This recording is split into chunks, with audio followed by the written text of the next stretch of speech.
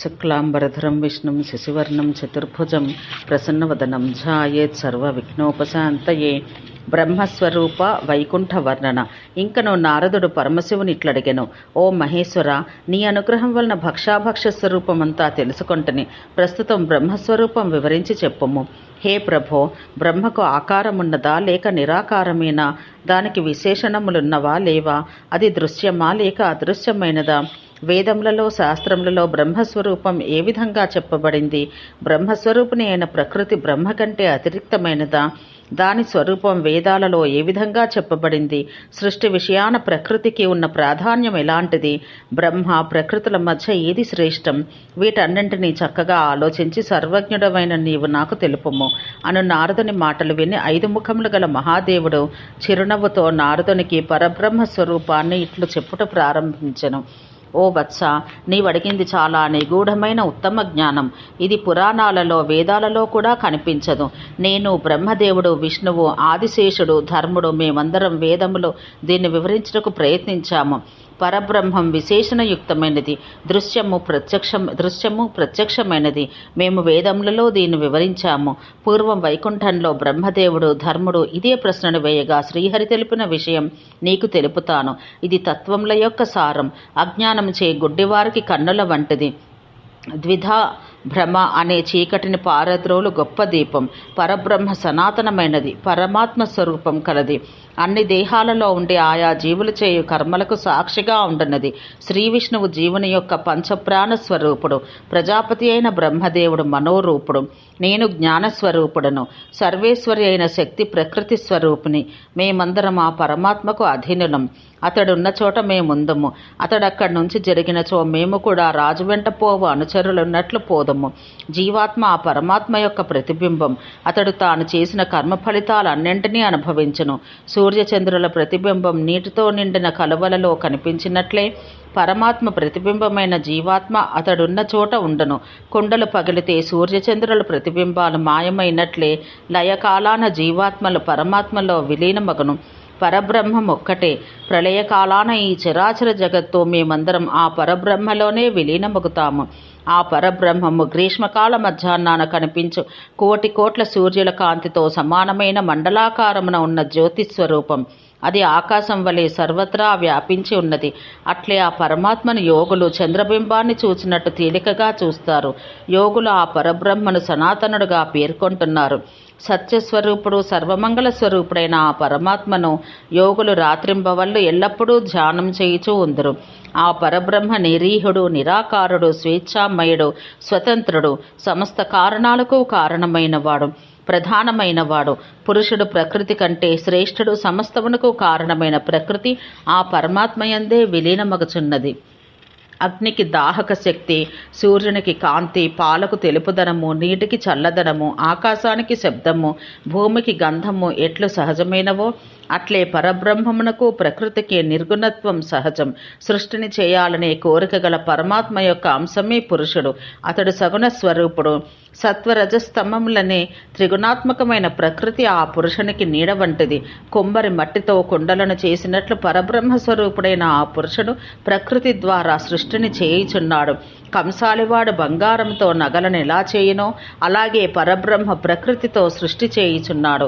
కుమ్మరివాడు మట్టిని సృష్టించకపోయినా ఆ మట్టి నిత్యమైనది. అట్లే స్వర్ణకారుడు బంగారాన్ని సృష్టించకపోయినా అది అంతకు ముందు కూడా ఉన్నట్టిదే. ఈ విధంగా ప్రకృతి పరబ్రహ్మల గురించి బాగుగా విచారించిన కొందరు పరబ్రహ్మ ప్రకృతి రెండూ కూడా నిత్యమైనవే అని ఆ రెండింటికి సమానమైన ప్రాధాన్యమునిత్తును. కుమ్మరివాడు స్వర్ణకారుడు మట్టి బంగారం కంటే ఏ విధంగా ఉత్కృష్టులో అట్లే పరబ్రహ్మ ప్రకృతి కంటేనూ ఉత్కృష్టుడు. కానీ కొందరు పరబ్రహ్మయే ప్రకృతి పురుషులుగా ఏర్పడినట్లు తెలుపుదరు. మరికొందరు ప్రకృతి పరబ్రహ్మ వేరువేరు అంటారు. ఓ నారద, సమస్త కారణాలకు కారణభూతమైన పరబ్రహ్మను గురించి కొంత వేదాలలో చెప్పబడింది. పరబ్రహ్మ అన్ని జీవులకు ఆత్మ. దానికి వికారాలేవీ లేవు. పైగా జీవులు చేయు అన్ని కర్మలకు సాక్షీభూతమైనది, అంతటా వ్యాపించి ఉన్నది. అన్నింటికీ అదే మూలమని వేదాలలో చెప్పబడింది. అన్నింటికీ కారణరూపమైన ప్రకృతి ఆ పరబ్రహ్మ యొక్క శక్తి స్వరూపిణి. ఆ ప్రకృతి వల్లనే పరబ్రహ్మం శక్తివంతమగుచున్నది. యోగులు పరబ్రహ్మను తేజస్వరూపంగా భావించి ధ్యానిస్తారు. కానీ నా భక్తులు వైష్ణవులు పరబ్రహ్మను తేజస్వరూపమని తలపరు. వైష్ణవులు పరబ్రహ్మ ఉండ చోట గల తేజస్సు చూసి పురుషుడు లేకుండా ఈ తేజస్సు ఎలా వస్తుందని భావిస్తారు. అందువల్ల వారు స్వేచ్ఛామయుడైన ఆ పరమపురుషుని మనోహరమైన రూపం ధ్యానిస్తారు. కోటి సూర్యులతో సమానమైన కాంతి గల మండలాకారమున ఉన్న ఆ తేజస్సు మధ్య గోలోకమన అన్నది ప్రచ్ఛన్నంగా ఉంది. అది 1,00,000 కోట్ల యోజనాల వైశాల్యం కలది.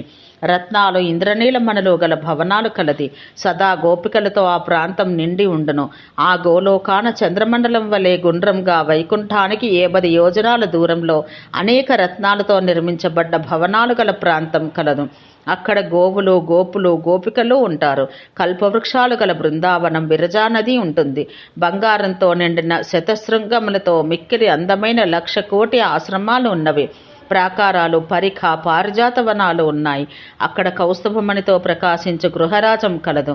దాని మెట్లు మణులతో నిర్మించబడ్డవి. ద్వారాలు కూడా శ్రేష్టమైన మణులతో కూడుకొని ఉన్నవి. చిత్ర విచిత్రాలైన అనేకాలైన అద్దాలతో అది చాలా శోభాయమానంగా ఉంటుంది. ఆ భవనానికి 16 ద్వారాలున్నాయి. రత్న నిర్మితాలైన దీపాలతో అది చక్కగా ప్రకాశించును. అక్కడ చిత్ర విచిత్రాలతో ఉన్న గొప్ప విలువైన రత్న సింహాసనమున పరమాత్మ కూర్చొని ఉండును. ఆయన నూతన మేఘం వలె నల్లనివాడు, కిశోర వయస్కుడు. ఆయన కన్నులు శరత్కాలమందలి మధ్యాహ్న సూర్యుని కాంతి వంటి కాంతి గలవి. ఆయన ముఖం శరత్కాలపు పున్నమి చంద్రుని వంటి కాంతి గలది. అతడు కోటి మన్మధుల లావణ్యం కలవాడు, కోటి చంద్రుల కాంతి కలవాడు. అతడు చిరునవ్వుతో చేతిలో మురళిని, పరమోత్తమమైన పట్టు వస్త్రాలు ధరించును. ఆయన శరీరం నిండా శ్రీచందనముండును. కౌస్తుభమనే మణితో మోకాళ్ళ వరకున్న మాలతీ పుష్పముల వనమాలతో, మణిమాణిక్య భూషణాలతో, శిరస్సున మయూర పింఛముతో, రత్నమయమైన కిరీటంతో, రత్నాలతో చేయబడ్డ దండకడియములతో, రత్న మంజీరములతో, రత్నకుండలములతో ఆ మహామూర్తి ఉండును. ఆయన ఆకారం త్రిభంగిమగా ఉండును. పలువరుస ముత్యాల వరుస వలె ఉండును. పెదవులు దొండపండు వలె ఉండును. ముక్కు ఉన్నతమైనది. అతడెల్లప్పుడూ మంచి రత్నభూషణాలు, చిరునవ్వుతో ఉన్న ముఖంలో కల గోపికలతో ఉండును. ఇంకను అతడు బ్రహ్మాది దేవతలు, మునీంద్రులు, నరశ్రేష్ఠులచే నమస్కారాలు అందుకొనుచుండును. అతడు భక్తులకు నాథుడు, భక్తులను అనుగ్రహించువాడు, భక్తులను ప్రేమగా చూచుకున్నవాడు. రాధాదేవి వక్షస్థలంపై ఉండు రాసేశ్వరుడు, రసికుడు. ఇటువంటి పరమాత్మ రూపాన్ని వైష్ణవులు ఎల్లప్పుడూ తమ మనస్సుల్లో ధ్యానిస్తారు. కానీ ఆ పరమాత్మని రూపరహితుడుగా తలంపరు. ఆ పరమాత్మ మాకందరకు ధ్యానించతగినవాడు. ఆ పరబ్రహ్మ అక్షర స్వరూపుడు, సనాతనుడు, స్వేచ్ఛామయుడు, నిర్గుణుడు, కోరికలు లేనివాడు, ప్రకృతి కన్నా శ్రేష్ఠుడు. ఆ పరబ్రహ్మ సమస్తానికి ఆధారమైనవాడు, సమస్త సృష్టికి కారణభూతుడు, సర్వజ్ఞుడు, సర్వేశ్వరుడు, సమస్త జీవులచే పూజించదగినవాడు, సమస్త సిద్ధులు కలిగించువాడు. ఆ భగవంతుడు గోలోకాన 2 భుజాలతో, గోపాలులతో, గొల్లవేషాన తన సహచరులతో కలిసి ఉండును. రాధాదేవికి ఈశ్వరుడైన ఆ శ్రీకృష్ణుడు సర్వపరిపూర్ణుడు. ఆ ఈశ్వరుడు అందరి అంతరాత్మలలో ఉండును. అంతటా ప్రత్యక్షమగను, అంతటా తిరుగుచుండును. కృషి అనగా సమస్తము, నకారము ఆత్మను తెలుపును. అందువల్ల కృష్ణుడు అనగా సర్వాత్ముడు, పరబ్రహ్మ స్వరూపుడు. అట్లే కృషి అనగా సమస్తం, నకారం ఆదిని తెలుపును. అందువల్ల కృష్ణుడనగా అందరికీ ఆది పురుషుడు, సర్వత్రా వ్యాపించి ఉన్నవాడని అర్థం. ఆ పరమాత్మయే తన అంశంతో శ్వేతద్వీపమందలి వైకుంఠాన చతుర్భుజములు గల విష్ణుమూర్తిగా 4 భుజములు గల అనుచరులతో లోకాలను రక్షిస్తున్నాడు. ఈ విధంగా మేమందరం సేవిస్తున్న పరబ్రహ్మ యొక్క స్వరూపాన్ని నీవు కోరినట్లు వివరించి తిని. ఈ విధంగా శంకరుడు నారదునికి పరబ్రహ్మ స్వరూపాన్ని తెలుపగా, నారదుడు గంధర్వరాజుకు వశిష్ఠుడు ఉపదేశించిన నారాయణ స్తోత్రం చేయగా అతడు సంతోషించెను.